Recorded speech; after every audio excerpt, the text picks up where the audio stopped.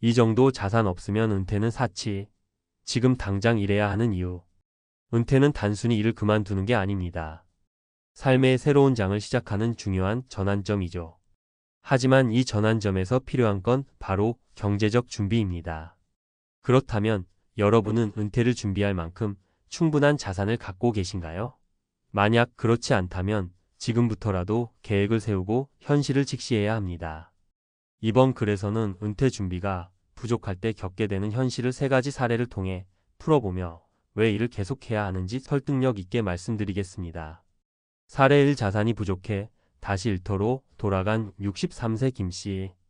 김씨는 평생 직장인으로 살아왔습니다. 정년퇴직 후 연금과 퇴직금으로 생활할 계획이었지만 예상보다 높아진 생활비와 건강 문제로 인해 자금이 금세 바닥났습니다. 결국 은퇴 후 3년 만에 작은 편의점 야간 알바를 시작했죠. 그는 말합니다. 이 나이에 새로 일자리 구하기가 이렇게 힘들 줄 몰랐어요. 젊은 시절 조금 더 저축하고 준비했어야 했는데. 김 씨의 사례는 우리에게 중요한 교훈을 줍니다. 은퇴 후 안정적인 생활을 원한다면 자산을 충분히 확보하거나 추가 소득을 창출할 방법을 미리 마련해야 합니다.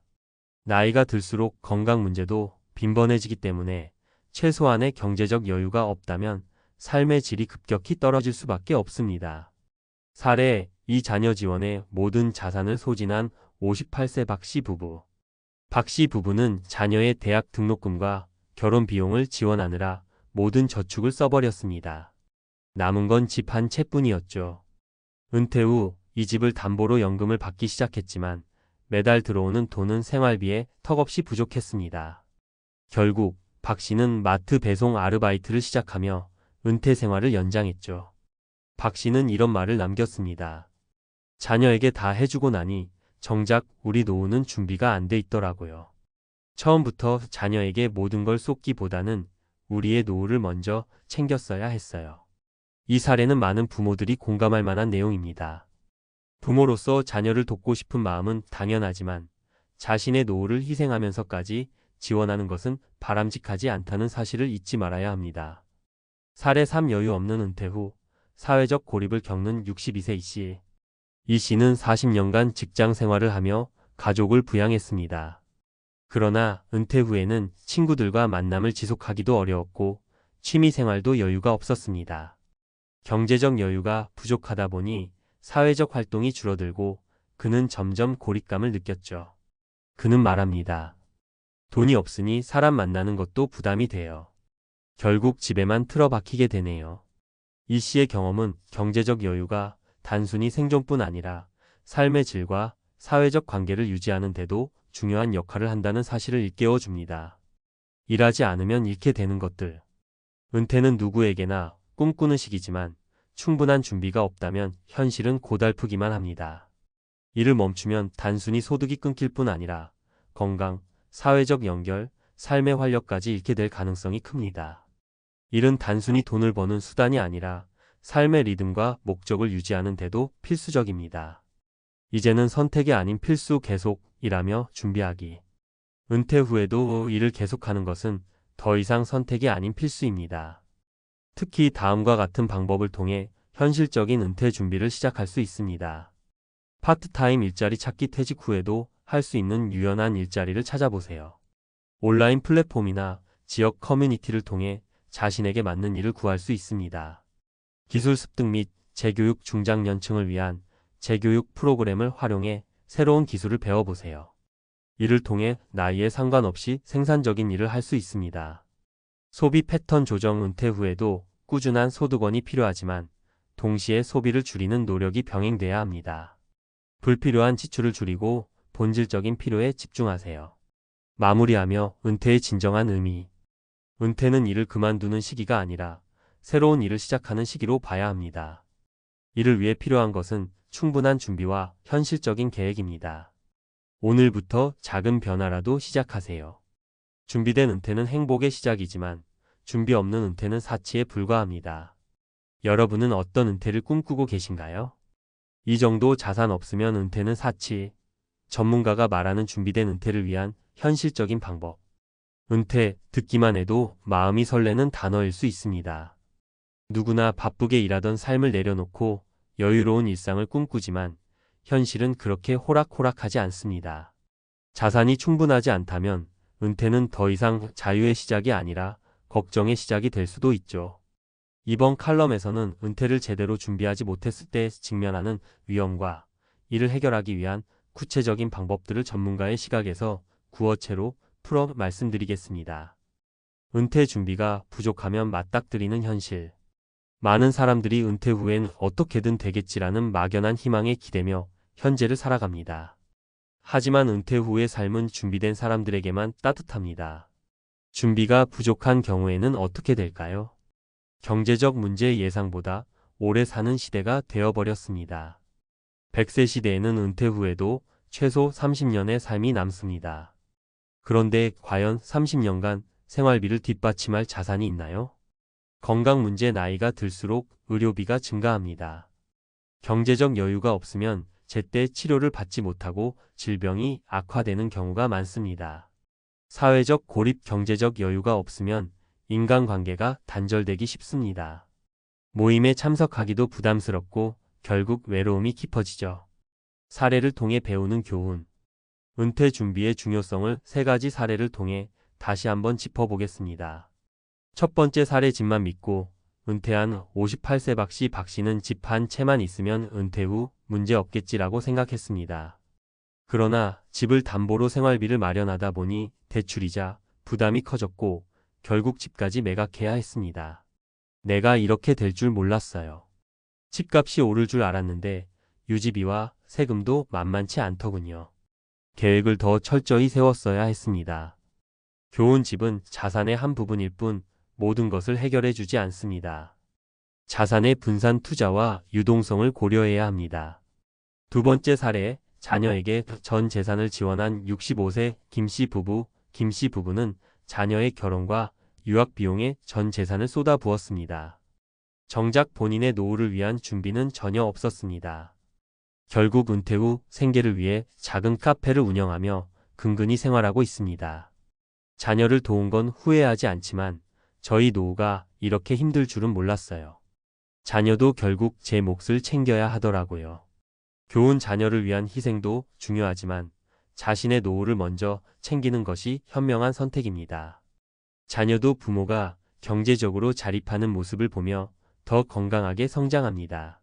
세 번째 사례, 은퇴 후 건강 문제로 고생하는 62세 이 씨는 은퇴 전까지만 해도 건강을 자신했지만 은퇴 후 경제적 여유가 없어 정기 검진을 미뤘고 작은 질병이 큰 문제로 번졌습니다. 건강도 결국 돈이 있어야 챙길 수 있더라고요. 예방이 가장 중요했는데 이제야 그걸 알았습니다. 교훈 건강은 가장 큰 자산입니다. 은퇴 전부터 꾸준한 관리와 경제적 대비가 필요합니다. 은퇴를 준비하는 현실적인 방법. 그렇다면 어떻게 해야 은퇴 후에도 여유롭고 품격 있는 삶을 살 수 있을까요? 여기 전문가들이 추천하는 3가지 핵심 전략을 소개합니다. 1. 은퇴 후에도 일할 수 있는 플랜을 세우세요. 은퇴가 반드시 일을 멈춘다는 의미는 아닙니다. 특히 요즘처럼 60대도 건강하고 활력이 넘치는 시대에는 파트타임이나 소규모 사업을 통해 소득을 창출하는 것이 중요합니다. 예를 들어 많은 중장년층이 자신의 전문성을 살려 온라인 강의나 컨설팅을 통해 새로운 수익원을 창출하고 있습니다. 2. 지출을 줄이고 꼭 필요한 곳에만 소비하세요. 은퇴 후 소비는 질적인 부분에 초점을 맞춰야 합니다. 값비싼 차, 넓은 집보다는 건강과 인간관계, 경험에 투자하는 것이 더 중요합니다. 미니멀 라이프를 실천하며 불필요한 지출을 줄이는 것만으로도 큰 경제적 여유를 확보할 수 있습니다. 3. 자산을 분산 투자하고 연금 설계를 꼼꼼히 하세요. 은퇴 자산은 한 곳에 몰아넣는 것이 아니라 분산 투자해야 위험을 줄일 수 있습니다. 은행 예금, 펀드, 부동산 등 다양한 자산군에 나눠 투자하세요. 국민연금뿐 아니라 개인연금과 퇴직연금을 활용해 안정적인 소득원을 만들어야 합니다. 전문가의 조언, 지금 행동하지 않으면 늦습니다. 은퇴 준비는 더 이상 미룰 수 없는 문제입니다. 준비 없이 은퇴를 맞는 것은 낭떠러지로 스스로를 떠미는 것과 다름없습니다. 전문가들은 말합니다. 은퇴 후의 삶은 미리 준비한 사람들에게만 여유롭습니다. 지금 당장 현실을 직시하고 실행에 옮기세요. 마지막으로 드리는 말씀. 은퇴는 우리 모두가 언젠가 맞이할 현실입니다. 그 시기가 두려움이 아닌 기대감으로 다가오게 하려면 지금 해야 할 일을 미루지 않아야 합니다. 오늘부터라도 작은 변화, 작은 준비를 시작해 보세요. 은퇴는 준비된 사람에게는 축복이지만 준비 없는 사람에게는 고난이 될 수 있다는 사실을 기억하세요. 여러분의 은퇴는 어떤 모습일까요? 지금 바로 실천으로 바꿔보세요. 많은 사람들이 은퇴를 향한 여정을 준비하면서 안정을 위한 다양한 계획들을 세웁니다.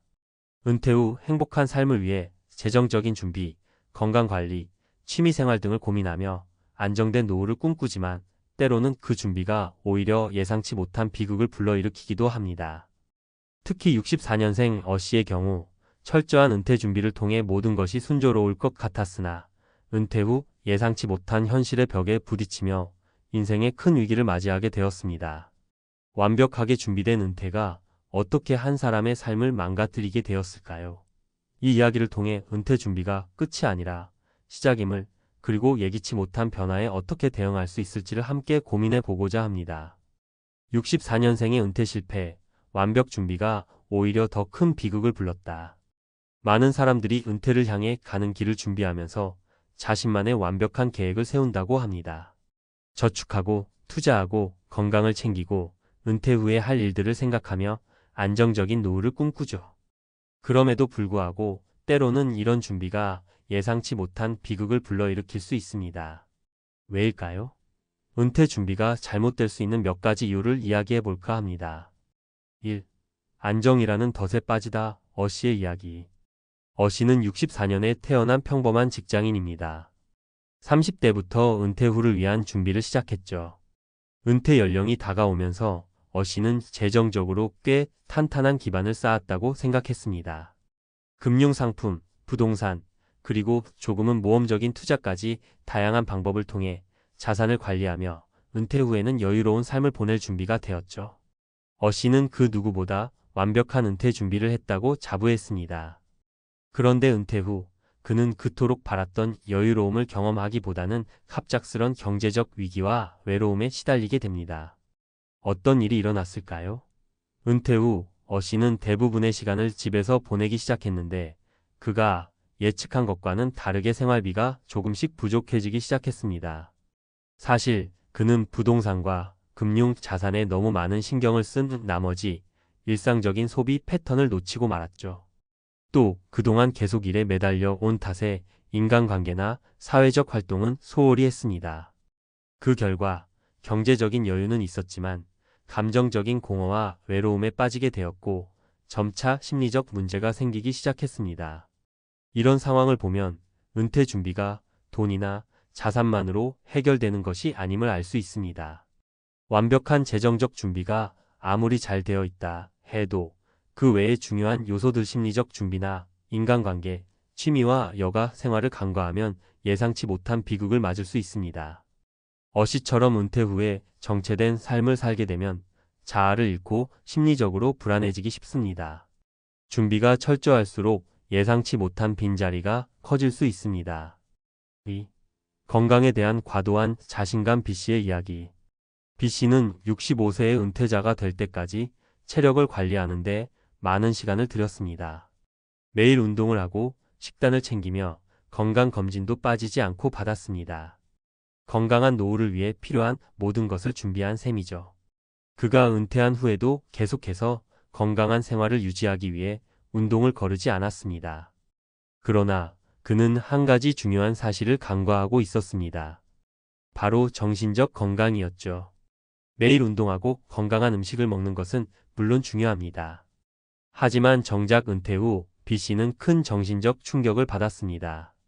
그동안 스트레스와 감정적인 문제를 운동으로 해결해왔던 B씨는 은퇴 후 갑자기 혼자 남게 되면서 스트레스가 축적되기 시작했습니다.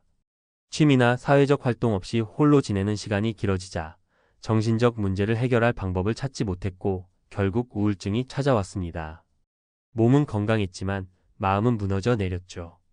B씨의 경우 은퇴 준비를 철저히 하며 신체 건강에 대한 과도한 자신감에 빠진 결과 정신 건강에 대한 준비를 소홀히 했습니다.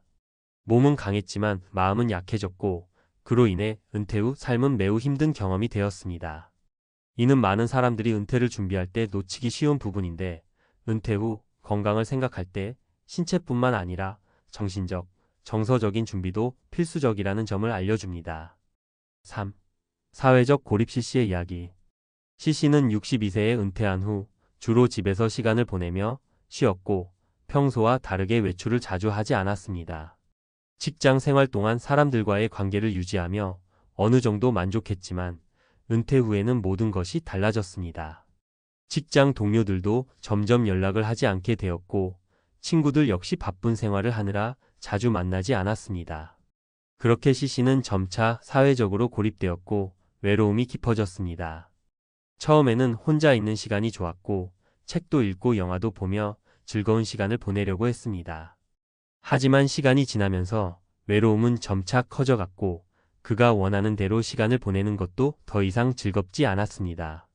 결국 그는 은퇴 후 몇 달간 아무런 목적 없이 하루하루를 보내며 불안감에 휩싸였습니다. 대화할 사람도 소속감을 느낄 곳도 없는 상황에서 그는 심리적으로 힘들어졌고 이로 인해 신체 건강도 급격히 악화되었습니다.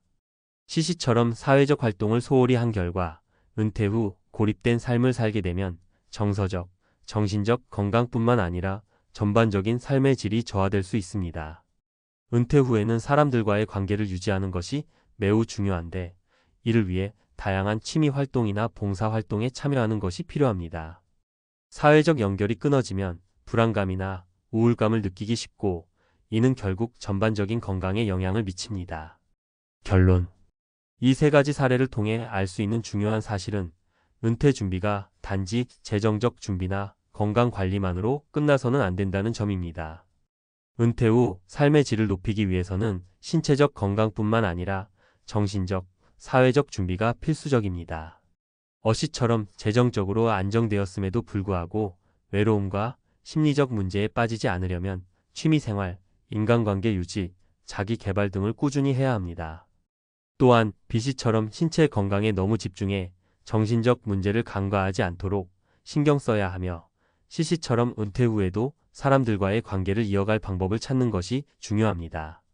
은퇴 준비는 단지 돈을 준비하는 것이 아니라 삶을 준비하는 일입니다. 은퇴 후에도 만족스러운 삶을 위해서는 균형 잡힌 준비가 필요합니다. 이 모든 준비가 잘 갖추어졌을 때 은퇴 후 삶은 진정한 행복을 누릴 수 있을 것입니다. 은퇴 후 행복한 삶, 어떻게 준비할 것인가? 은퇴를 준비하면서 대부분의 사람들은 재정적인 안정에 대해 가장 먼저 생각합니다. 충분한 자산을 확보하고 적절한 연금을 마련하며 퇴직 후 걱정 없이 생활할 수 있기를 바랍니다. 그러나 은퇴 후의 삶은 단순히 재정적인 준비만으로 완성되는 것이 아닙니다. 많은 사람들이 은퇴 후에 실질적인 문제들에 직면하며 그동안 준비한 것들이 오히려 큰 부담이 될 수 있다는 사실을 간과하곤 합니다. 그렇다면 은퇴 후 행복한 삶을 위한 준비는 어떻게 해야 할까요? 1. 재정적 안정보다 중요한 것들. 재정적으로 안정된 은퇴를 꿈꾸는 것은 당연한 일입니다. 누구나 돈 걱정 없이 편안하게 살고 싶다는 바람을 품고 있습니다. 하지만 그 이상의 준비가 필요합니다. 왜냐하면 재정적 안정만으로는 진정한 행복을 보장할 수 없기 때문입니다. 예를 들어 C처럼 철저히 재정적 준비를 마친 후 은퇴한 사람들조차 삶의 질에서 큰 차이를 느끼지 못하는 경우가 많습니다. 왜 그럴까요? 그것은 바로 심리적 준비와 사회적 관계의 부족 때문입니다. C는 은퇴 후 경제적인 걱정은 없었지만 사회적 고립과 정서적인 공허함을 겪게 되었습니다. 그래서 무엇보다 중요한 것은 은퇴 후에도 의미 있고 만족스러운 삶을 이어갈 수 있는 방법을 찾는 일입니다. 2. 정신적, 정서적 준비. 은퇴 후 가장 큰 문제 중 하나는 갑작스러운 공백입니다. 직장에서의 일과 책임감이 사라지면서 많은 사람들이 불안감을 느끼기 시작합니다. 이때 정신적, 정서적 준비가 필요합니다. 은퇴 후에 어떻게 시간과 에너지를 소비할 것인가를 계획해야 하며 자신이 즐길 수 있는 취미나 활동을 찾아야 합니다. 여기서 중요한 점은 자아실현입니다. 은퇴 후에는 일과 관련된 목표가 사라지기 때문에 대신 다른 방식으로 자신을 발전시키고 의미 있는 일을 하려는 욕구가 필요합니다. 취미나 봉사활동, 자기개발 등이 그 대안이 될 수 있습니다. 예를 들어 B씨는 은퇴 후 자원봉사를 시작하며 자신에게 중요한 가치를 느끼고 정서적으로 큰 만족을 얻을 수 있었습니다. 하지만 이런 변화는 준비가 되어 있지 않으면 쉽게 적응하기 어려운 부분이기도 합니다. 이와 함께 자기 존중감을 유지하는 것도 중요합니다. 은퇴 후에 자기 존중감을 잃는 사람들은 종종 우울감에 시달리거나 외로움을 느끼게 됩니다. 이는 자신의 가치가 직장에서의 역할에만 한정되었기 때문입니다. 은퇴 후에는 새로운 가치와 목표를 설정하고 그에 맞춰 삶을 채워가는 것이 필요합니다. 3. 사회적 관계 유지. 은퇴 후 가장 많이 겪는 문제 중 하나는 사회적 고립입니다. 직장에서의 만남과 활동이 끊어지면 자연스럽게 사람들과의 관계가 줄어들게 됩니다. 특히 혼자 사는 사람들은 더욱 심각한 문제로 다가올 수 있습니다. 그렇기 때문에 은퇴 후에도 적극적으로 사람들과의 관계를 유지하고 새로운 사회적 네트워크를 만들 수 있는 방법을 고민해야 합니다. 여기서 중요한 것은 다양한 사회적 활동을 찾는 것입니다. 친구들과의 만남은 물론 동호회나 취미 모임에 참여하는 것도 좋은 방법입니다. C씨는 은퇴 후에 요가 클래스에 참여하면서 새로운 사람들과 만나고 그들로부터 많은 에너지를 얻었다고 말합니다. 이처럼 은퇴 후에도 사람들과의 관계를 유지하고 새로운 인연을 만들어 나가는 것이 매우 중요합니다. 그리고 이 관계는 단순히 사람들과의 만남을 넘어 상호작용을 통해 자아를 재발견하는 기회가 될 수 있습니다. 은퇴 후에는 과거의 직장 동료들과의 관계뿐만 아니라 가족과의 관계도 다시 돌아보는 것이 좋습니다. 가족과의 관계가 더욱 돈독해지고 서로에 대한 이해가 깊어지면 그 자체로 큰 심리적 안정감을 얻을 수 있습니다. 4. 신체적 건강 유지. 은퇴 후에는 신체적 건강도 중요한 요소입니다. 운동과 식사는 기본적으로 건강을 유지하기 위한 중요한 방법이지만 은퇴 후에는 건강에 대한 태도도 바뀌어야 합니다. 많은 사람들이 은퇴 후 처음에는 운동을 시작하지만 시간이 지나면서 운동에 대한 열정이 사라지곤 합니다. 그렇다면 어떻게 신체적 건강을 유지할 수 있을까요? 우선 목표를 설정하는 것이 중요합니다. 운동을 한다고 해서 무조건 체중을 줄여야 한다는 목표보다는 자신이 즐길 수 있는 운동을 찾아서 꾸준히 실천하는 것이 중요합니다. 예를 들어 D씨는 은퇴 후 매일 아침 공원에서 산책을 하며 자연과 함께하는 시간을 가지게 되면서 신체적인 건강뿐만 아니라 정신적으로도 큰 활력을 얻었습니다. 또한 식습관의 변화도 중요합니다. 은퇴 후에는 식사 패턴이 불규칙해지거나 과식을 하게 되는 경우가 많습니다. 이러한 패턴을 방지하기 위해서는 규칙적인 식사를 하고 균형 잡힌 영양을 섭취하는 것이 필요합니다. E씨는 은퇴 후에 식습관을 철저히 관리하며 건강한 식단을 유지했고 그 덕분에 건강을 유지하면서도 활기찬 삶을 살 수 있었습니다. 5. 미래에 대한 계획 세우기. 은퇴 후에 더 이상 구체적인 업무나 일상적인 목표가 없다고 생각할 수 있지만 사실 은퇴 후에도 새로운 목표를 설정하는 것이 중요합니다. 은퇴 후에도 의미 있는 삶을 살겠다는 다짐이 필요합니다. 많은 사람들이 은퇴 후에는 이제 내가 모든 것을 내려놓아도 된다고 생각하지만 그런 마음가짐은 오히려 삶을 무기력하게 만들 수 있습니다. 미래에 대한 계획을 세운다는 것은 무엇을 하고 싶다는 목표를 세우고 그것을 실현하기 위한 구체적인 계획을 수립하는 것입니다. F씨는 은퇴 후 여행을 가고 싶다는 목표를 세우고 이를 위해 매달 조금씩 준비금을 모으기로 했습니다.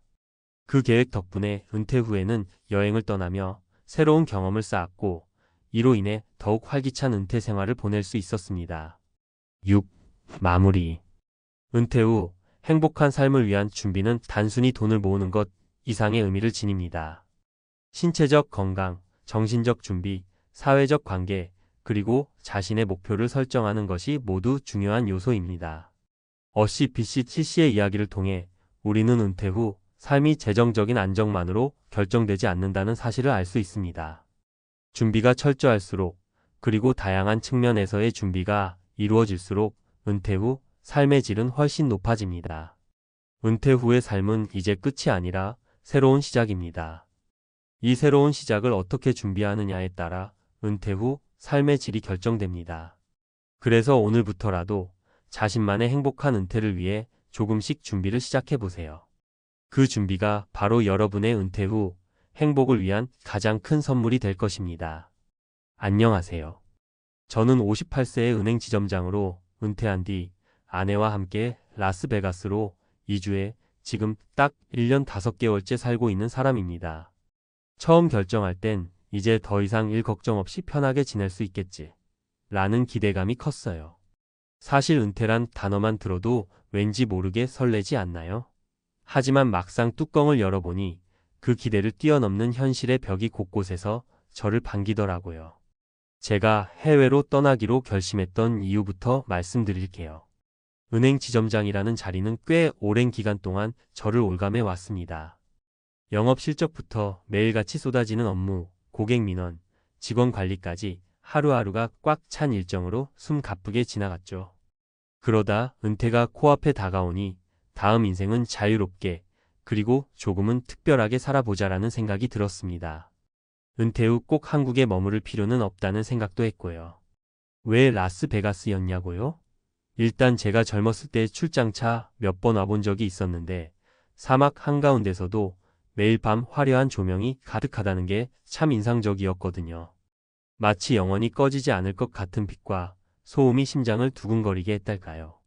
또 건조한 기후라서 겨울에 눈 치울 일 없고 골프나 외부 활동하기에도 좋다는 얘기를 많이 들었습니다. 게다가 지인 중 몇 명도 미국에서 살고 있기에 그래, 한번 도전해보자 라는 마음으로 아내와 함께 떠난 거죠. 그렇게 호기롭게 이주했지만 1년 5개월이 지난 지금 저는 미처 생각지 못했던 은퇴 후 현실 앞에서 많이 배웠습니다. 제가 겪은 이야기가 앞으로 은퇴를 준비하거나 혹은 새로운 땅에서 제2의 인생을 꿈꾸는 분들께 조금이라도 도움이 되길 바라며 제 경험과 주변 사례들을 구어체로 솔직하게 말씀드려 볼게요. 일 생각보다 심심한데? 김동일 부부의 사례. 먼저 저희 옆 동네에 사시는 김동일 가명 부부 이야기를 해볼게요.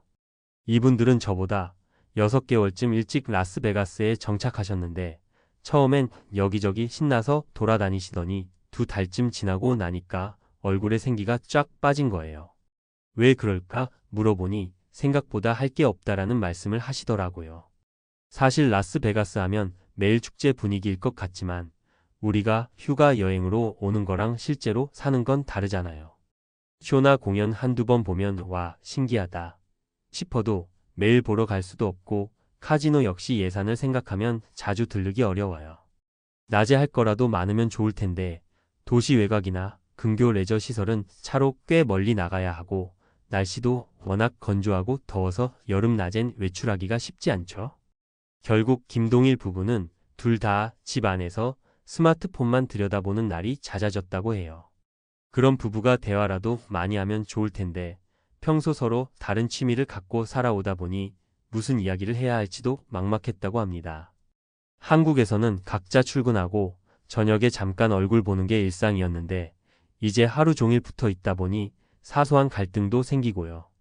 이 부부 이야기에서 느낀 건 은퇴하고 나면 남는 시간이 너무 많아서 좋긴 한데 그 시간을 어떻게 활용할지 미리 고민하지 않으면 생각보다 쉽게 무료함에 빠진다는 점이었어요.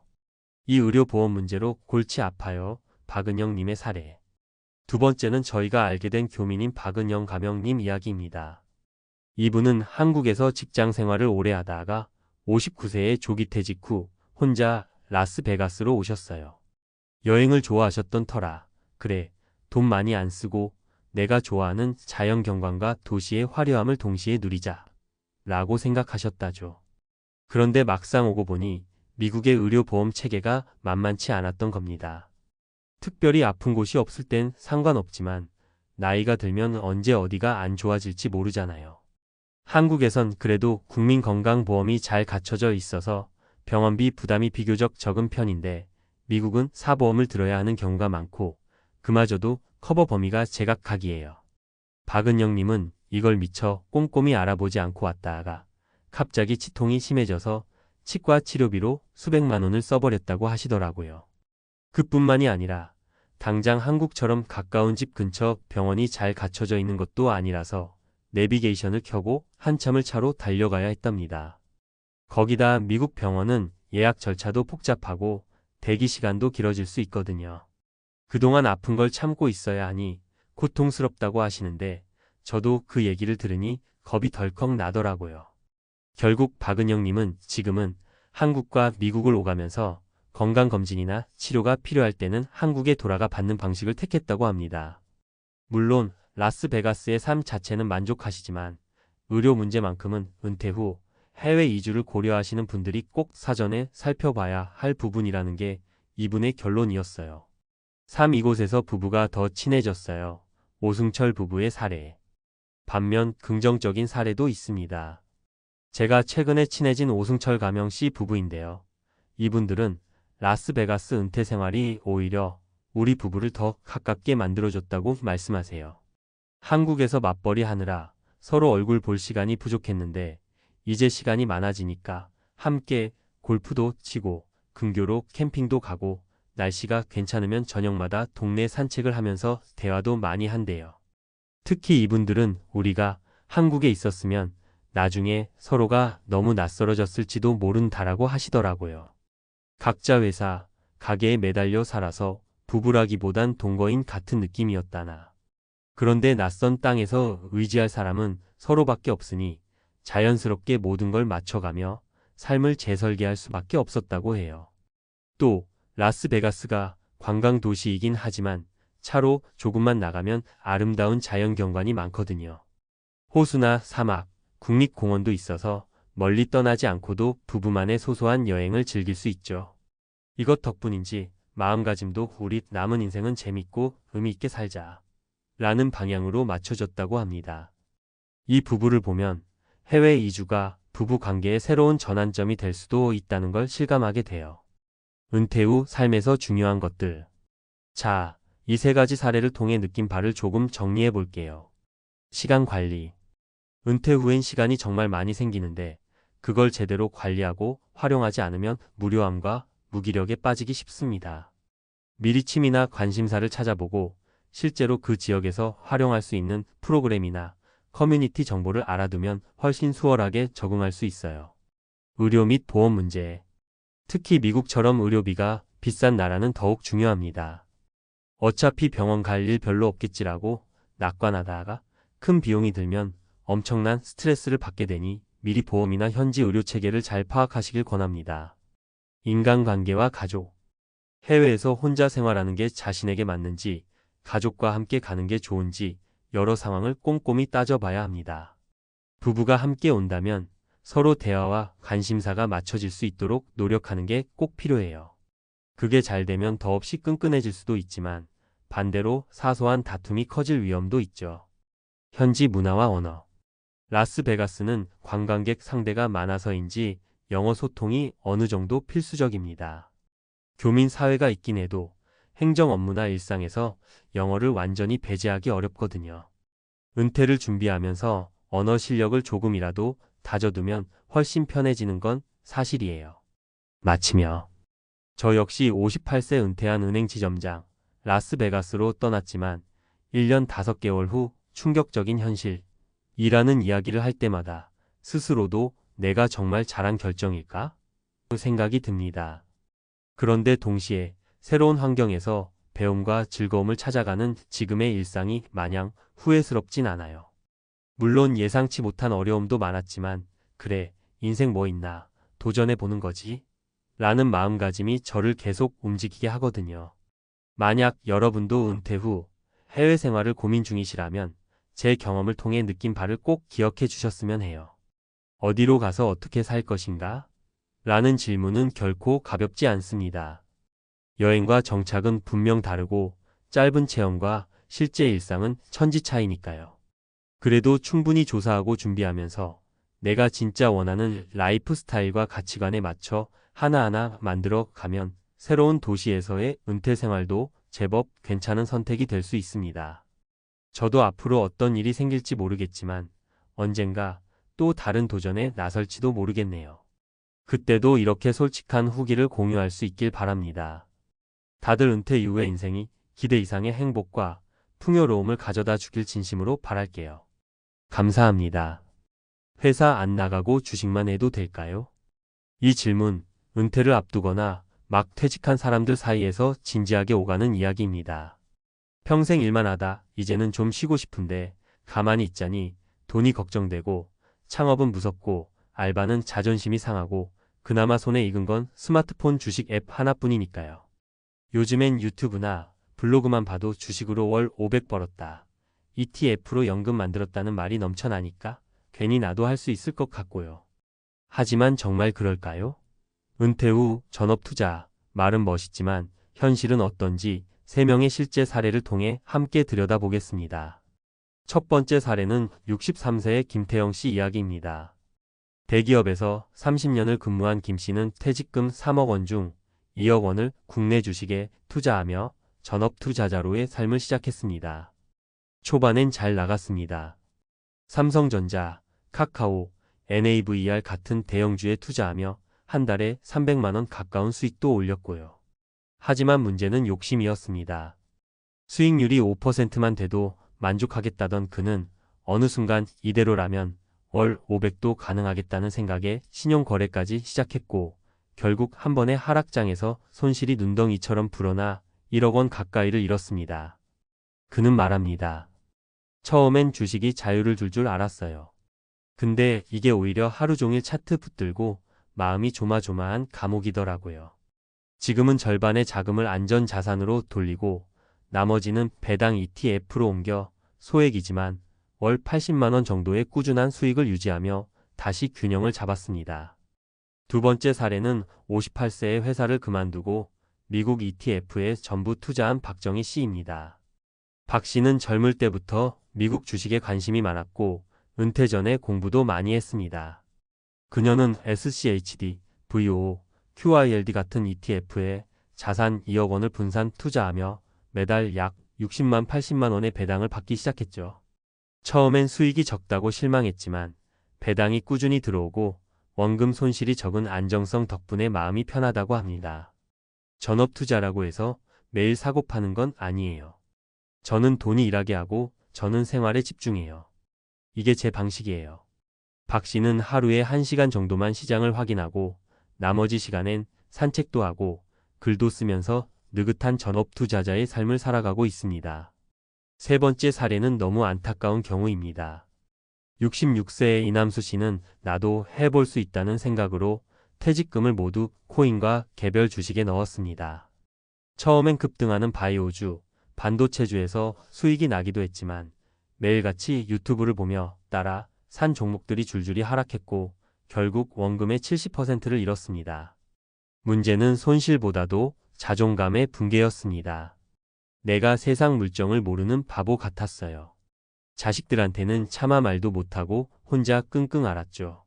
지금은 투자 대신 경비 일을 하며 조금씩 다시 생활을 꾸려나가고 있지만 마음의 상처는 아직 깊습니다. 이 세 사람의 이야기를 통해 우리가 알아야 할 것은 분명합니다. 은퇴 후 전업 투자는 누군가에겐 새로운 기회이지만 다른 누군가에겐 또 하나의 실패일 수 있다는 사실입니다. 중요한 건 투자 기술이 아니라 자기만의 방식을 찾는 겁니다. 김태영 씨처럼 안정성을 다시 찾아가는 사람도 있고 박정희 씨처럼 계획적으로 배당 위주의 포트폴리오를 짠 사람도 있고 이남수 씨처럼 무계획하게 뛰어들어 좌절을 맛본 사람도 있습니다. 전업 투자를 꿈꾸고 있다면 다음 세 가지는 꼭 기억해야 합니다. 첫째, 생활비는 투자 자금과 분리하자. 매월 고정 수입이 없다는 건 생각보다 더 큰 스트레스를 가져옵니다. 둘째, 욕심을 버려라. 주식은 돈이 아니라 감정의 싸움이다. 셋째, 외롭지 않게 소통하자. 실패는 혼자일 때 더 크게 느껴지고 공유하면 회복이 더 빠릅니다.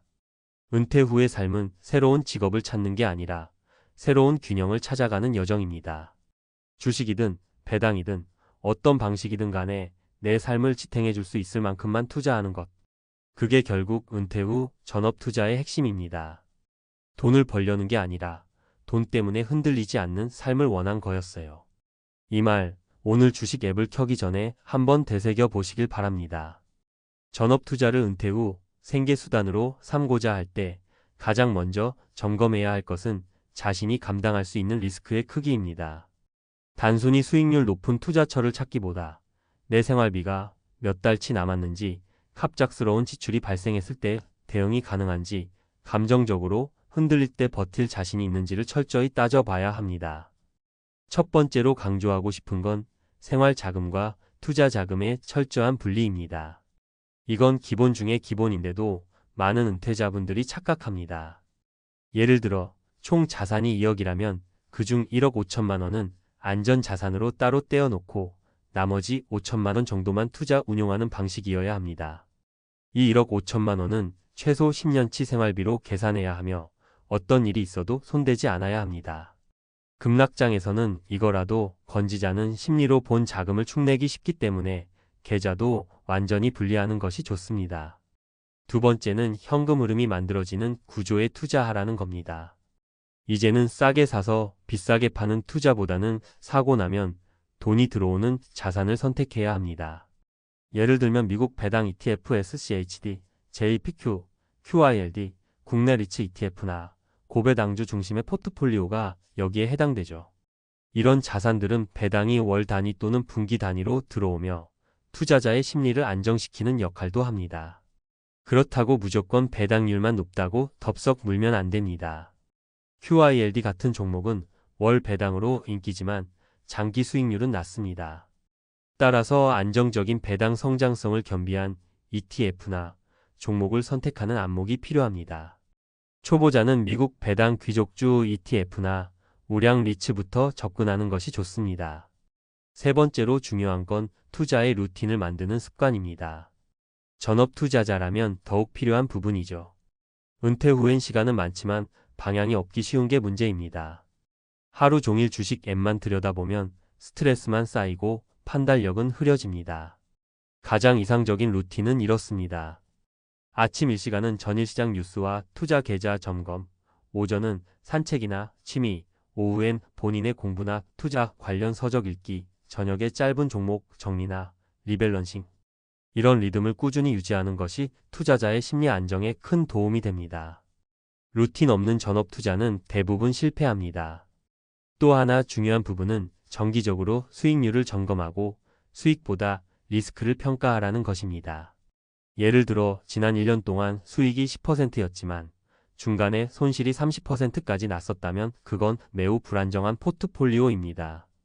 진짜 투자 고수들은 연 수익률 5%라도 손실폭이 마이너스 3% 안팎으로 제한되는 걸 더 중요하게 여깁니다. 그리고 마지막으로 꼭 말씀드리고 싶은 건 전업 투자도 직업처럼 운영하라는 겁니다. 감으로 하지 말고 계획서가 있어야 합니다. 월 목표 수익률, 하락시 손절 기준, 리밸런싱 주기, 그리고 무엇보다 감정의 기복이 클 때 스스로를 멈추는 매매 중단 규칙이 있어야 합니다. 이것 없이 들어가면 한 번의 감정적인 거래가 몇 년치 노력을 날릴 수 있습니다. 전업 투자는 돈 버는 기술이라기보다 자신을 다루는 기술에 더 가깝습니다.